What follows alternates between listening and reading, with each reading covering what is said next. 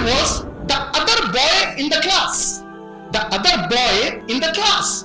What was the article trying to say? The article was trying to say that the dirty, filthy, divisive present-day politics of India has entered into the classroom of the schools, where the Muslim children are facing questions from the non-Muslims, where they are asking, are you a Pakistani? Are you a terrorist? And a small child, a minor, studying in the school is baffled. He is confused. Why all of a sudden?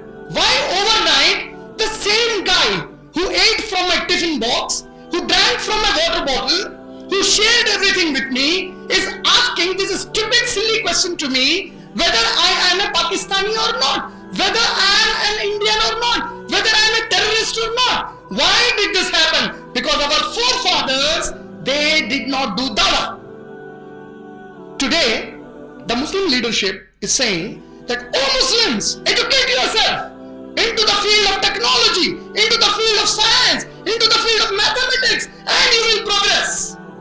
I swear by Allah, remember my Muslim brothers and sisters, mark my words, and in the future, these words will be remembered.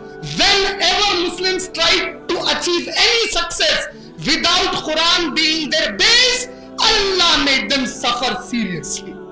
They suffered. The most successful of all the Muslims on the face of the earth were Prophet Muhammad sallallahu and his Sahaba. What was their criteria of success?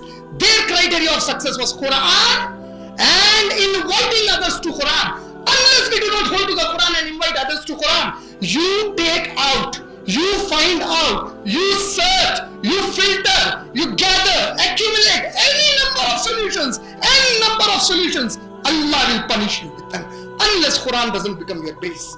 And unless this does not enter our mind and brain that you are a community made for the purpose of Islam, not for the purpose of the progress of this materialistic world. Unless this mindset does not change, more and more suffering will come to us.